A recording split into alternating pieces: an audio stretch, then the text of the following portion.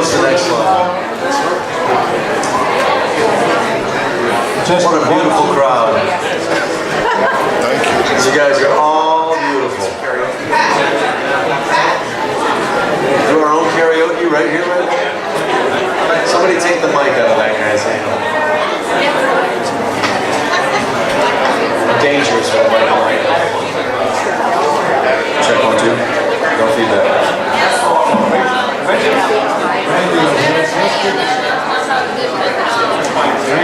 Lots of smiling faces out there today. It's beautiful. Love it. I can hear someone talking. My mic is hot. I'm the only one that can speak in this auditorium. So.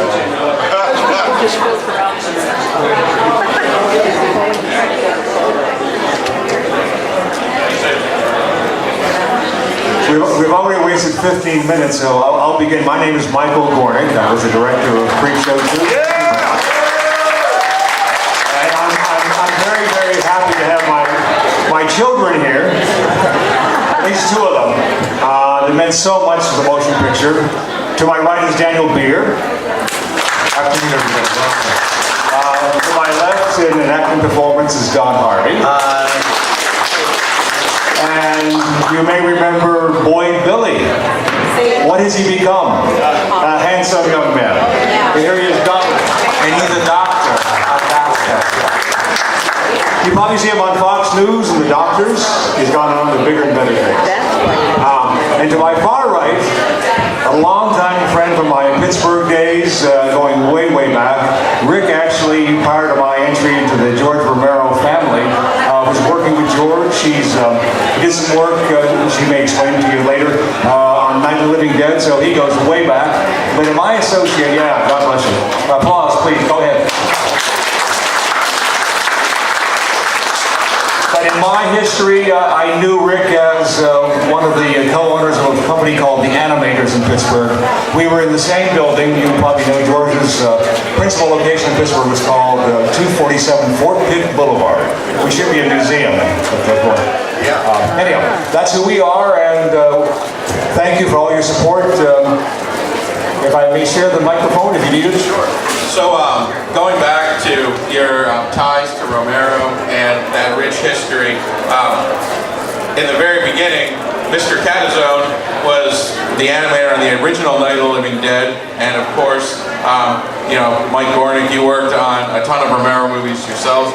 Can you talk a little bit about that era of Pittsburgh filmmaking and the Romero films? Yeah, it was pretty sensational. Pittsburgh has subsequently become kind of a mecca for filmmaking. But I think much of that responsibility is, and credit goes to George, because he put Pittsburgh on the map in terms of a place to shoot a motion picture. And he was a true independent. He had no association with any kind of a Hollywood background, no Hollywood producers, not even New York.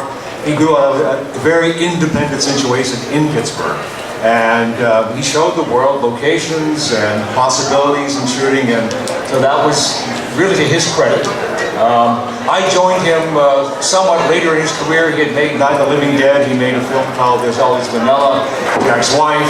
I joined him at the point when he was making a film called The Crazies, and I actually had a small role in that. I worked on set for him there, and in the inimitable Romero style, after the filming of Crazies, he turned to me and said, "Say, man, would you like to work with me?" And I said, "You're kidding, right? Yes, I'll stay." So the rest was kind of history. Well, I became his DP. Eventually, within his company, I became a director and producer. So, God bless George. Rest in peace. And Rick Catizone, you were very young when you started working with Romero. Do you want to talk about getting a break at that kind of age? Yeah, obviously I was only 2. I mean, George and I worked together on different commercials and stuff. For a long time, we did even some animation on that Calgon commercial, something I think Romero came in there.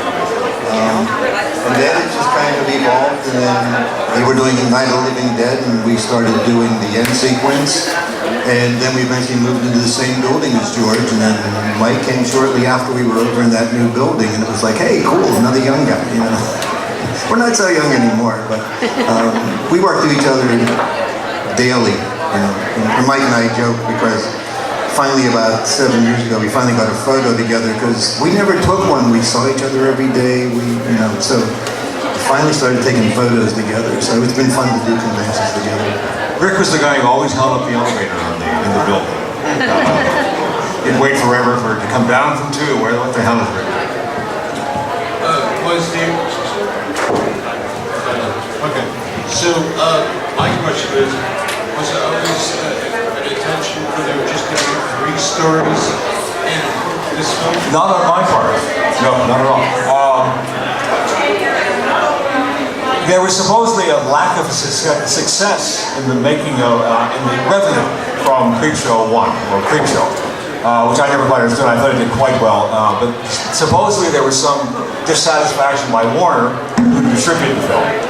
So second time around, there was still interest, and we had some brilliant Steve King stories within our stable, and so there was an obvious need or a desire to make a second Creepshow.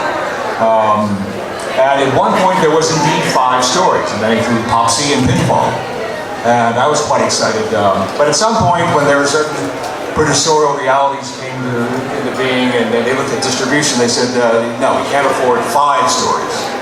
Understanding that with all the stories, even though we have the rights to receiving new material, there is something that's owing to the author and the screenwriter.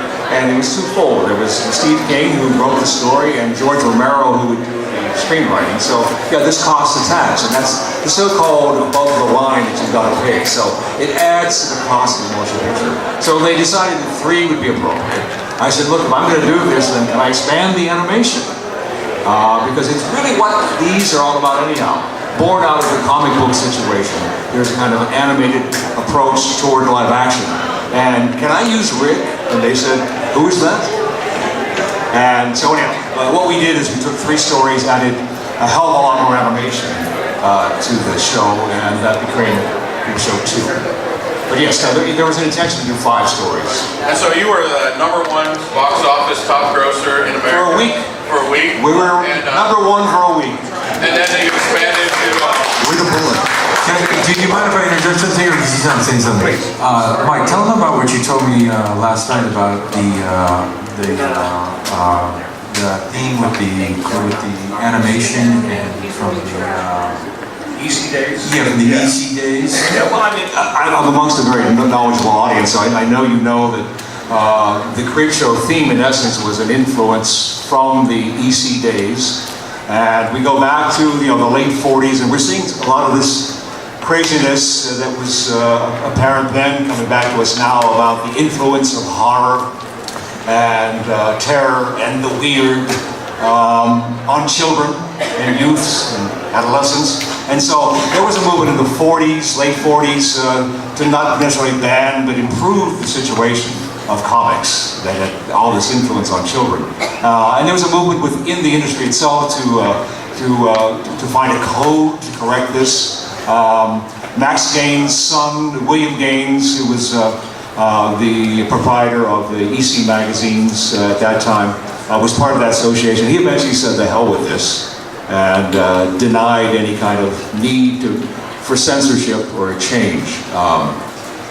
There were some popular psychologists at the time, a Dr. Warner, who believed there's a direct association between the violent and the delinquency of children.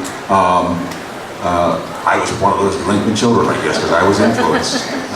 We were all delinquent children. Yeah. Anyhow, so born on that, Creepshow 2, at the very end, if you've all seen it, I run a little crawl there trying to explain what happened in the 40s and what damage could be done by So it has censorship. It has a very intelligent subtext. That's why we were talking about it last night. It's more than what meets the eye. And what did you shoot? You told me what you shot it for and how much it made? Because I think the opening weekend it made 11. And what did you actually shoot it for? I mean, there's a reality here. There's there's a published budgetary figure. We honestly made it for about $3 million. But there are things that happen to motion pictures which involve what they call prints and advertising and so forth that gets lumped into the budget, and rightfully so. Things have to be publicized and so forth. But in terms of actually the hard money is going into making a film at paying this above the line to the authors and so forth, and to the actors. That's a huge accomplishment. Triple the box, triple, that's just huge. If you do a movie now and you made it for 20 million and it opened 60 million, you'd be on the cover of everything. That's just a huge accomplishment that this guy did. Making films and having something that successful for that budget, it's just unheard of. That's this guy's skill right here. It's a tremendous accomplishment to do that. So you were a child actor. This is your first movie, and before it even came out, a big TV campaign existed for Creepshow 2 that I remember as a kid. They had the storyteller character in a movie theater, and there was a lot of hype surrounding it. How exciting was it as a kid being in the #1 movie in America? So, it was just amazing because, as a kid, I was about 10 years old and I really didn't follow horror. Well, actually, my mom and my sister were big horror fans at the time, but they didn't allow me to watch these movies, And so I didn't know what I was getting into, honestly. I mean, you're a child actor, you go on auditions, you get a job or you don't get a job, you can't just go with the flow. So basically, all that I knew was that, hey, you got a part in a movie, they're going to fly you up to Maine, which was so exciting as a kid. I remember looking out, it's amazing. To this day, I remember it like it was yesterday. He looks exactly the same, by the way. It's ridiculous. I have no idea how that happened. Mike looks better now. It's incredible. Tom Savini, actually. So they flew me up to Maine. Here I was, this 10-year-old kid, and it was Bangor, Maine, and it was 3 o'clock in the morning. I went to that first set, that scene, that beautiful, idyllic little town. I was telling Michael, I remember they were spraying the town down with a hose to make it look wet. And I got on that bike, and I was going up and down that hill a few times, and it was cold, and everyone was so wonderful. And one thing that I didn't tell you was I didn't see Tom Savini or the character of the Creep before that scene, which was amazing because when Tom comes out of the back of that truck, here I was, a 10-year-old kid, seeing that monster for the first time. And so my expression when I was like, it was real. There was no acting there. I was part scared, I was part excited. I was like, oh my God, So it was a very honest scene. But so to answer your question, I didn't know what I was getting into. I wasn't so sure about it. But what I do remember is when I went to the premiere, we were just sharing this with everyone. When I went to the premiere as a 10-year-old child in Manhattan, watching this horror movie, but what made it so much fun was behind me when the adult actors were getting killed on screen, they were all cracking up and laughing. So I was like, all right, that's cool, all right, cool, we're good. We're good. Because don't forget, I never saw The Raft or The Hitchhiker or any of those other scenes, I just knew my own part, So it was an amazing experience. And then I had a friend who lived down the street from me who was a horror buff, and he's like, dude, you worked with Tom Savini, you realize that, right? I was like, wow, cool. So just an awesome experience. And I think, my part was really fun because literally I was on the screen for maybe 30 seconds, but because we had the animation and my part was turned into that character in the interludes, I think it became a larger part, a more significant part of the movie, right? So just all around an amazing experience. And the poster work, too. And the poster, I made the poster. Well, I have a question for Don Harvey. So, you're a character actor who's been in a ton of movies, you've worked with tons and tons of great directors, including Spike Lee, and so when you're working on a genre film, how different is it from working on some of the more mainstream movies you've worked on? Well, this was the first movie it's actually the second one I actually shot. And it was very exciting, it was awesome. I had nothing really to compare it to. But, my dad was a huge movie buff when he was a kid, and, he didn't really know if I was ever going to be able to make it as an actor. Nobody that I knew was in acting at all. I was from a small town in Michigan, just outside of Detroit, so it wasn't like anybody in my family was ever an actor or anyone I knew. But when I got this movie and I told my dad I was working with George Kennedy and Dorothy Lamour, I was pretty much made for life after that. He just went nuts. He was in love with Dorothy Lamour when he was like, a young man. And, she was such a sex symbol and so beautiful. And to me, that to me was the most overwhelming thing, to just actually stand next to George Kennedy. I had already worked with Kevin Costner and Sean Connery, but, because I was in The Untouchables. But George Kennedy when I saw him, I practically fell over. I couldn't believe it. He was so big and bigger than life, and such an amazing guy, and so friendly. If every movie I ever did was as good as that one, I would be completely blessed. It was such a fantastic experience. Oh, by the way, thank you for giving me that opportunity.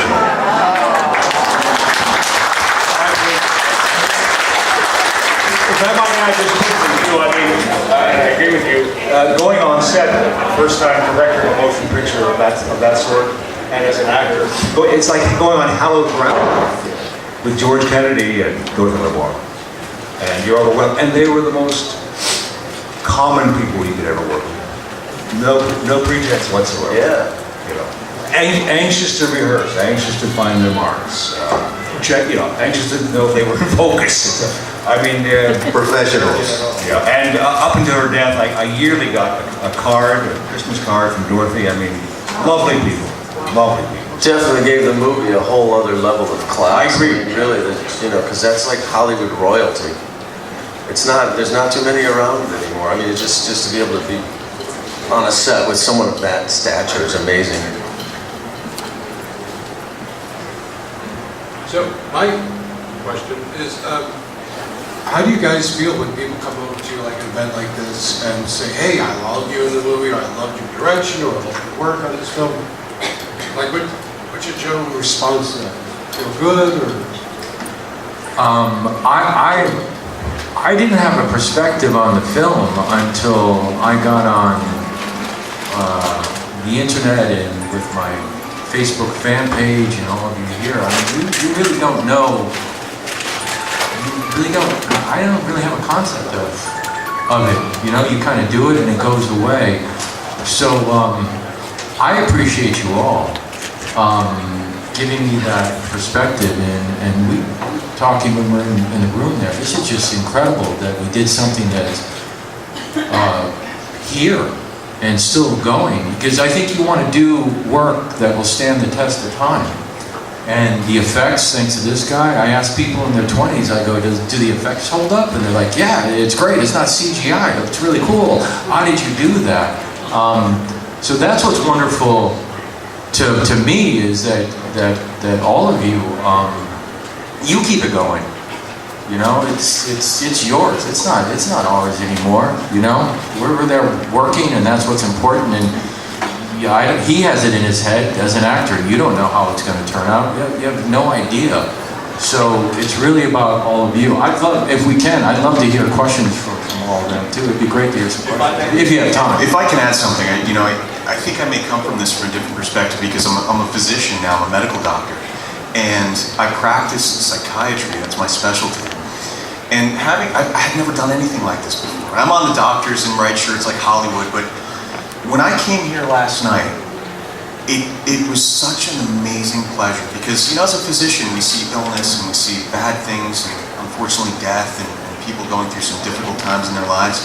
And when I look at all of the fans here and how happy, you know, they are to meet you and to get an autograph, or just the posters they collect and the photographs that they collect, it's just so touching. And I just have to say this, because, you know, in the world, not to get political, but in the world, things aren't that great right now. And when you see this, it makes it all worthwhile, and you just realize how awesome it is. So thank you so much. If I could just add one thing, there's a common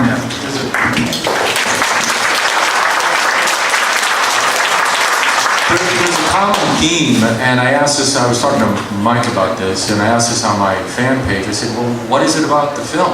What is it that you like? And we all have the stories too, is that I heard stories, I watched it with my sister, I watched it with my babysitter, my dad and I watched it together, my grandfather. I had a gentleman, a couple of my fan page write me, I felt alone. And then I saw the movie, and other people liked the movie, and I didn't feel alone, and I identified with your character. And what we're doing is we're connecting through story, and that's the power of the narrative and the story, and that we can be a part of that and have that impact. It's just huge because you want to go into a movie theater and emotionally connect with others, and you're all here and you're connecting through this piece of work, and that's tremendous. And living in Hollywood, you're kind of in a bubble, marketing and how much money and this, and they forget about the story and how people want to emotionally connect with the story and with each other through the story. And I learned that through all of you. And that was a gift to learn that, to understand as an actor, hey, that's what it's about, or as a director, that's what it is about. So I appreciate that, and I just want to thank all of you for making me aware of that. So thank you. Unfortunately, there's another Q&A scheduled at 1:45 with Robert Fuller, but if you visit the Gold Room, they're all there. They all have wonderful stories to tell. I know I'll be asking Mr. Beer about Hell High, one of my favorite movies. Oh my gosh. They've all been in they've all been involved with lots of great stuff. And go visit them at the Gold Room, and they'll be heading there in a moment. Thank you. And we'd love to hear all